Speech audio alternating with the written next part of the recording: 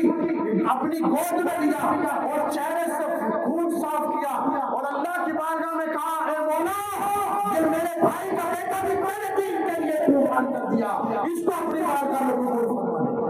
مولا کہ جب بھی کوئی شہید ہوتا حسین کی طرف سے، پیارے حسین اللہ کی بارگاہ میں کہتے تھے مولا یہ سب تیری رضا کے لیے، یہ سب تیری رضا کے لیے۔ یہ نہیں کہا کہ مجھ پہ ظلم ہو گیا، میری قسمت کیسی ہے، یہ رونا یہ پیٹنا یہ حسین کی طاقت، یہ حسین کے اندر نہیں ہے۔ آج جو یہ شیعہ رافضی ماتم کرتے نا، سینہ کوٹتے ہیں، ڈھول کاٹتے ہیں، چھڑیوں سے اپنے آپ کو مطلب کاٹتے ہیں اور آگوں پر کودتے ہیں، آگ کو وہ جلا لیتے ہیں انگارے تو آگ جلاتے ہیں اور ماتم کرتے ہیں۔ ارے تم کو کیا تکلیف حسین سے زیادہ تکلیف تھی کہ تم آگ جلا رہے ہو، ڈھول تاشے مار رہے ہو اور ماتم کر رہے ہو؟ میں پوچھتا ہوں تم کو زیادہ تکلیف ہے کیا حسین کو زیادہ تکلیف تھی کہ حسین کے بھائی کا بیٹا شہید ہو گیا؟ حسین نے ماتم نہیں کیا بلکہ کہا مولا تیری رضا کے لیے۔ حضرت علی اکبر شہید ہو گئے اور کہا کہ مولا تیری رضا کے لیے ہے۔ حضرت علی اصغر شہید ہو گئے، مولا کہا کہ مولا تیری رضا کے لیے ہے۔ اور اے غدارو، اے جاہلو، اے منافقو، تمہاری اتنی ہمت کہاں سے آ گئی کہ تم حسین کے نام پر کہتے ہو ہم تو ماتم مناتے ہیں، ہم تو حسینی ہیں اور ہم تو ماتم کریں گے۔ ماتم کا مطلب ہوتا ہے غم منانا، اور حسین غم منائیں گے؟ حسین تمہیں لگتا ہے کہ حسین غم منائیں گے؟ حسین تو صبر اور اللہ کی رضا کے لیے وہ عظیم نعمت ہے مسلمانوں کے لیے کہ جب بھی کسی کی شہادت ہوتی تو گود میں لے کے کہتے مولا یہ تیری رضا کے لیے ہے، قبول فرما۔ تو ہم نے آج امام حسین کی رضا کے لیے کیا کیا؟ بس آج مسلمانوں میں نئے ریتی رواج آج ہم کرنے لگے۔ اگر کوئی مولوی کوئی عالم کچھ بتا دے تو عالم کی سب سے پہلے دشمن۔ پیارے نبی کے دیوانوں، حسین کے نام پر اگر کوئی بھی حرام کام گناہ کا کام اگر ہم نے کیا تو آپ سمجھ لینا کہ اللہ کے سامنے آپ کیا جواب دو گے۔ آپ اللہ کے سامنے کیا جواب دو گے؟ یہ جواب دینا بہت بھاری پڑ جائے گا۔ اور میں تو یہ سمجھتا ہوں جس نے حسین کے نام پہ غلط کام کیا کہیں ایسا نہ ہو کہ وہ بے ایمان ہو کر کے دنیا سے بڑھ جائے، کہیں ایسا نہ ہو۔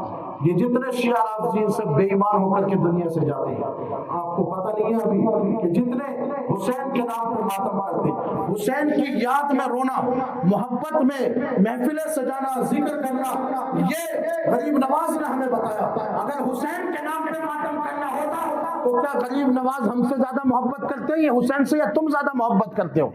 بتاؤ حسین کے نام پر غریب نواز نے کون سا ڈھول بجایا؟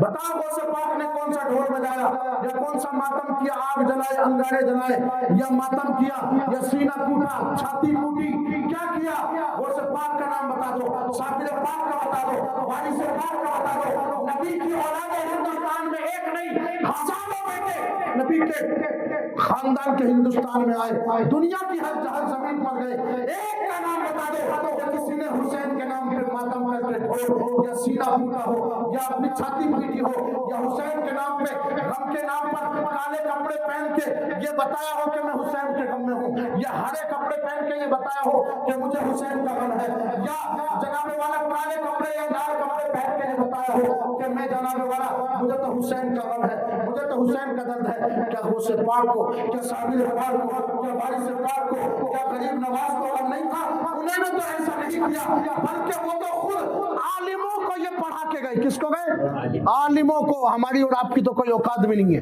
عالموں کو یہ پڑھا کے گئے کہ حسین کی محبت، حسین کی عقیدت سے ہرگز نہ منہ موڑنا اور حسین کے نام پہ کبھی وہ کام نہ کرنا جو شیعوں نے آج کرنا شروع کر دیا۔ اور سرکار غوث پاک کا تو زمانہ تھا جب شیعوں کا نیا فرقہ نکلا تھا۔ شیعہ حضرت عثمان غنی کے بعد سے، آپ یہ سمجھ لینا، سرکار غوث پاک ایران کے اندر رہتے تھے تو ایران کے اندر شیعہ بہت بڑا ماتم اور جلوس کرتے تھے۔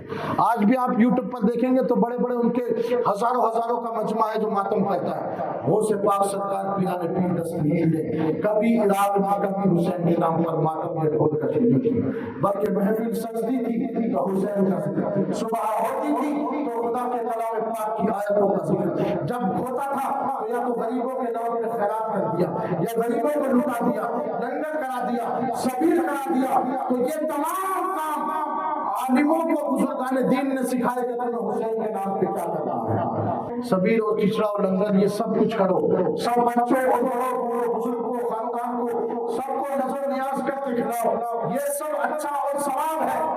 اس سے بڑا ثواب یہ ہے کہ قرآن پڑھ کر، درود پڑھ کر، کلمہ پڑھ کر اور ان پر کھڑے ہو کر صلاۃ و سلام پڑھ کے آنکھوں میں آنسو لا کے کبھی یاد حسین میں رو کر حسین سے کہنا ہے حسین میں بھی تمہارا غلام ہوں، اپنی بارگاہ میں قبول کروں۔